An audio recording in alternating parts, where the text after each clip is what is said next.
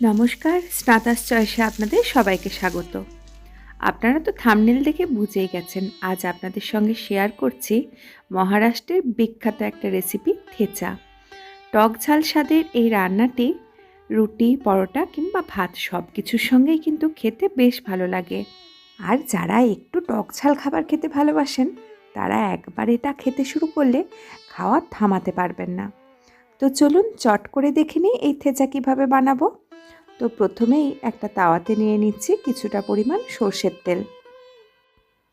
তেলটা ভালো মতো গরম হয়ে গেছে, এর মধ্যে দিয়ে দিচ্ছি গোটা জিরে। এখানে 2 চা চামচ গোটা জিরে আছে। আর গ্যাসের ফ্লেম কিন্তু এই মুহূর্তে একদম কমিয়ে দিয়েছি, না হলে জিরে বা লঙ্কাগুলো পুড়ে যাবে। দিয়ে দিলাম একটা শুকনো লঙ্কা আর 2টো কাঁচা লঙ্কা। জিরেটা ভাজা হয়ে যখনই হালকা একটা গন্ধ উঠতে শুরু করবে, তখনই এর মধ্যে দিয়ে দিচ্ছি কয়েক কোয়া রসুন। এখন কিন্তু কাঁচা লঙ্কাগুলো ঠিকঠাক ভাজা হয়নি, তার আগেই রসুনটা দিয়ে দিচ্ছি। রসুন আর কাঁচা লঙ্কা একই সঙ্গে ভাজাটা হতে থাকবে। আর এই থেচার মূল উপাদান কিন্তু কাঁচা লঙ্কা, রসুন, আরও একটি উপাদান আছে, সেটি একটু পরে বলছি। তো এগুলোকে প্রথমে ভালোভাবে ভেজে নেব। কিছুক্ষণ নাড়াচাড়া করার পর যখন রসুনের গায়ে একটা হালকা লালচে রং চলে আসবে আর বেশ সুন্দর একটা গন্ধ উঠে যাবে, তখন এই সব মশলাগুলোকে একটা বাটিতে নিয়ে নিচ্ছি। এবার যে তেলটা আছে ওর মধ্যে দিয়ে দিচ্ছি আগের থেকে কেটে রাখা টমেটো। আমি আজকে বানাচ্ছি টমেটো থেচা, তবে থেচা কিন্তু বিভিন্ন উপকরণ দিয়েই বানানো যায়। আপনারা তো দেখেই বুঝতে পাচ্ছেন, টমেটোগুলো মাঝ বরাবর কেটে তাওয়াতে দিয়ে দিয়েছি। এবারে এর মধ্যে দিয়ে দিচ্ছি স্বাদ অনুযায়ী নুন। এতে টমেটোগুলো ভাজার সাথে সাথে একসাথে তাড়াতাড়ি সেদ্ধটাও হয়ে যাবে। টমেটোগুলো যতক্ষণে সেদ্ধ হচ্ছে ততক্ষণে বরং মশলাটা বেটে নিই। মশলাটা কিন্তু খুব একটা মিহি পেস্ট হবে না, একটু দানা দানা মতো করে বাটতে হবে। আপনাদেরকে আগেই বলছিলাম না, মহারাষ্ট্রের এই থেচার মূল উপাদান কিন্তু 3টে: কাঁচা লঙ্কা, রসুন আর চীনাবাদাম।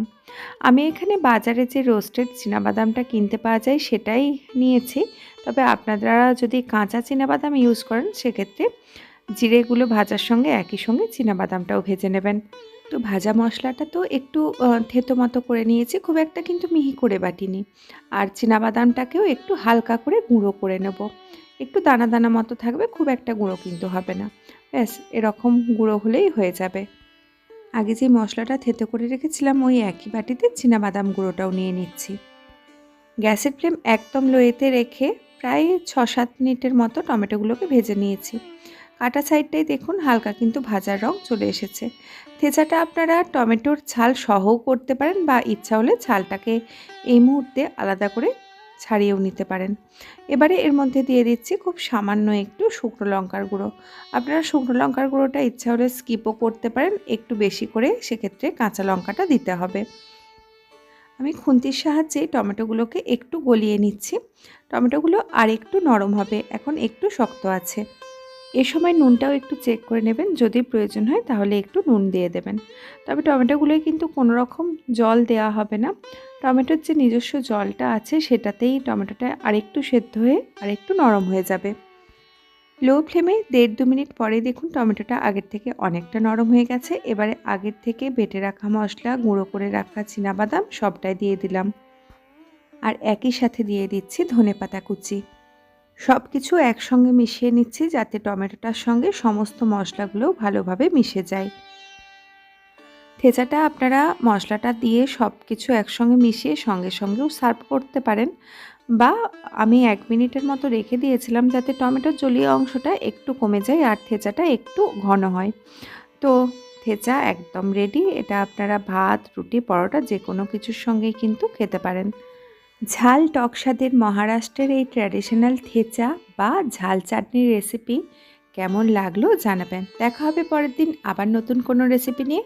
ততক্ষণ সবাই সুস্থ থাকুন, ভালো থাকুন, সঙ্গে থাকুন।